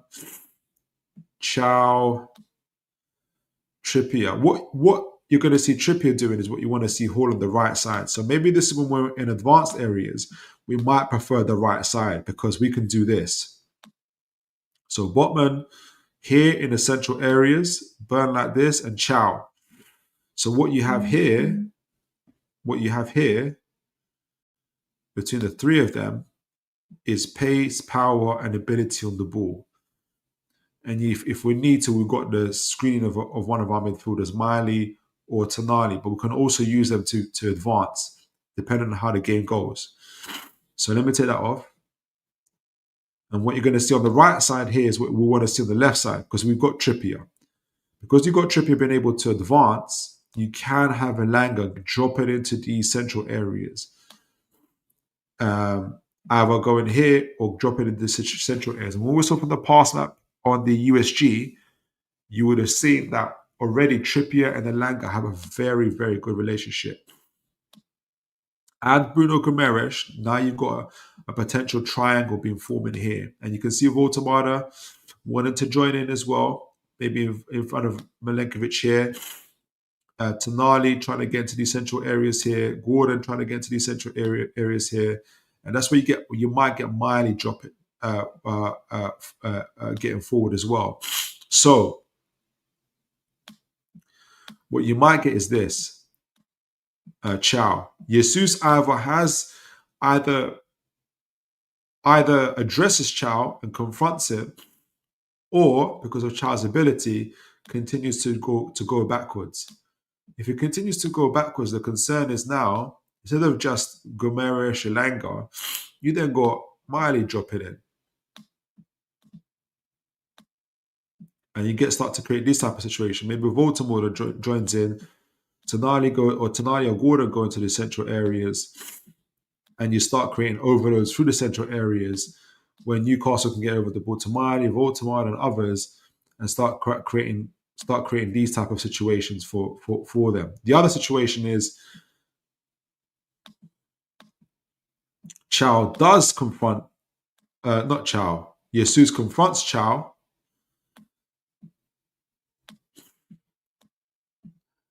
And it depends on how he wants to do it. If he tries to book off the channel to Trippier, which is going to be difficult, Chow can get over to Miley. Again, either Voltemada drops in, or Tonali drops in, or Bruno drops in, and you create these situations now. 2 versus 2. Gordon dropping in again, and you can create central overloads. Maybe Elanga here, and you start creating these type of overloads in the central areas as well. Or doing again what we'd like is Jesus again drawing in to Chow. Chow being able to get the ball into Elanga to Trippier. What I like to see us doing more often, whether Elanga here is on the right, drops in centrally, or we're still able to hit the flanks. What I like us to do more often now, maybe even Miley advances a little bit forward, keeps Anderson occupied, Bruno is able to advance, and Williams, Volta, Milenkovic. That kind of frees up Trippier to either go find Elanga, either on the flanks and try and get the ball in, or Elanga dropping into the central areas and get the ball in, or what I'd love to see either Trippier or Elanga doing, which is what Elanga did against USG, is get the ball in early, man. Hit it from here. So you got Gordon, you got Voltamada, maybe Tonali, maybe Bruno. Just hit the ball in early. See what happens. And you can see our number 8s are able to hit the ball from far. Voltamada, Gordon, both tall. See what happens. Hit that ball in early. I love to see this more often. With Hall, if we had Hall on the left, if you were to play, we can replicate this on the left. So I can see Newcastle being able to create a lot of goal scoring opportunities, either through the counter attack. We've talked about set pieces already, but also even if Forest do form a low block or are in defensive shape, Newcastle can create overloads of their own, and we can get goals. Okay, so I'm going to blow my nose again. Send in your score predictions. We're going to go into predictions. I'm going to give mine. Let me know what you do. Let me know what you think Newcastle would do.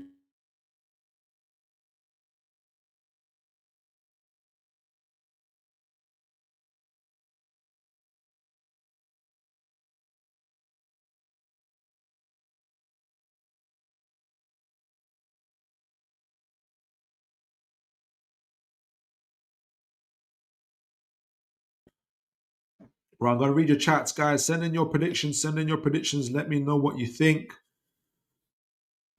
And I'll give my prediction and conclusion at the end. Aaron says, get burn off. God bless you, Aaron. John K says, I'd like to see the same team and same formation that took USG to pieces. Can't go wrong because international break will give them a nice reset. Yeah, Jordan could keep his place, in all honesty. I'd love to see Miley play, though, in this game. Aaron Kemp says, and Hall. Aaron Kemp says, Trips, I don't think can play 2 games in quick succession. He did that, though, this season. I forgot who it was against, but he did do that. I think it's a game for Kraft and Hall. Maybe Miley for J7 if he's still fatigued. I see Trippier playing. That's why he got taken off. Matt Lou says Burn is going to burn out against Ndoi. David Butts, don't think we will throw Elanga in from the start against his old team. I think he comes on with 20 minutes to go. Do you think it being Forest, it will be a factor for you? Is that what you're saying, David? For me, I think Elanga plays. Oh, because he's got a growing relationship with Trippier and a growing relationship with Voltamada, and I think he hasn't been starting too many games. I would hazard a guess that Elanga's still fairly fresh.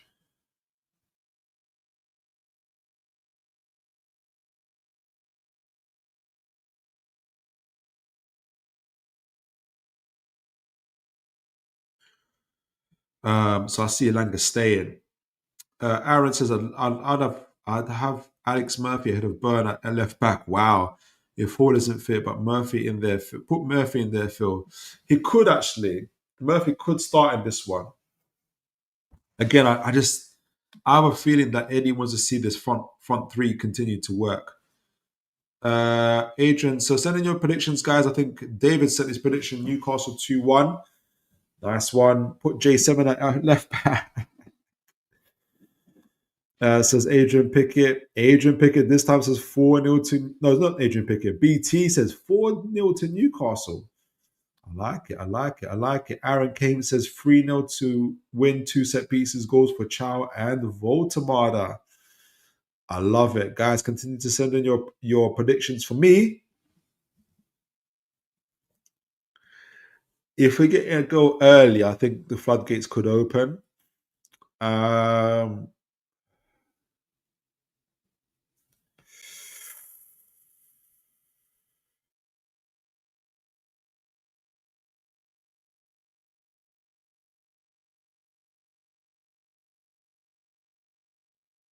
thought I needed to sneeze. I think I do. I'm on the verge of sneezing. I'm in 2 minds. I don't think we'll concede. Forest have a lot of injuries, but Ange doesn't care. 3-0 Newcastle. I think 3-0 Newcastle. I think we do similar to what this Danish team have done. And I think we at least hit them once on the counter attack. I'm going to give it to Elanga.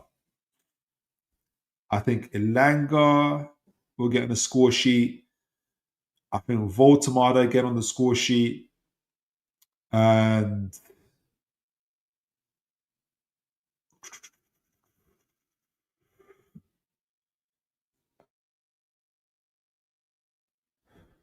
I'm going to sneeze. Come on, sneeze.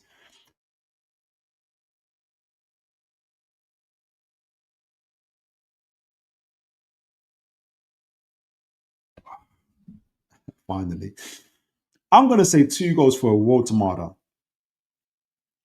I think he'll collect a loose pass, a ball breaking from across like against USG. I can see a set piece goal, and I can see Elanga.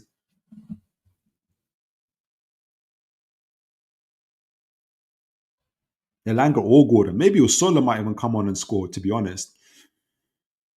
Maybe Usola does. 3-0 Newcastle. I'm going to say 3-0 Newcastle. Let's see what you guys are saying. David Barter saying, Philip, you think Miley against Anderson is a good idea? I think J7. That is true. There could be something in that, but Jason will probably start. But I think Miley's just been better on the ball, honestly. BT Trippier has played 8 times in all matches this season, a total of 528 minutes. But has he played back-to-back, BT? I think he has. That's the thing.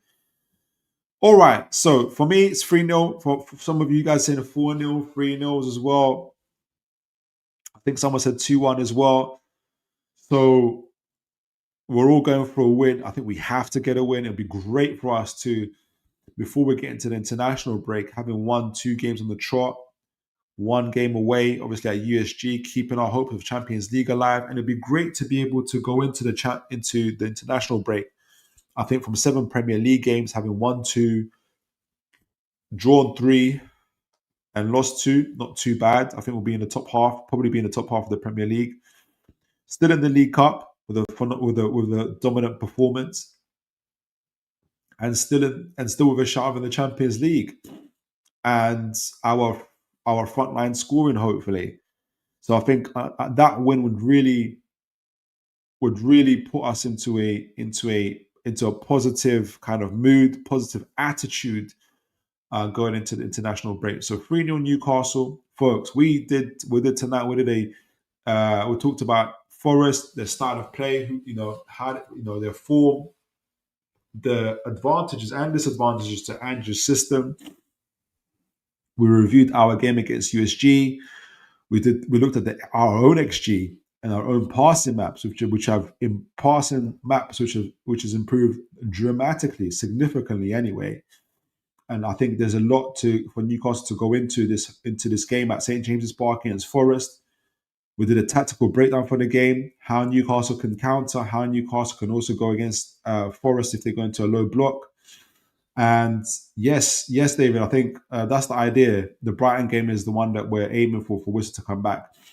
And so, in conclusion, guys, we've had a phenomenal show. Talked about Forest, talked about our game, and we gave our score predictions, guys. As always, you have been absolutely phenomenal. Please do remember to like, share, and subscribe as always. Leave a comment as well. Leave a comment. That helps the channel a lot. Leave a comment. That'll be superb. As always, folks, have a great evening. Take care, and God bless, folks.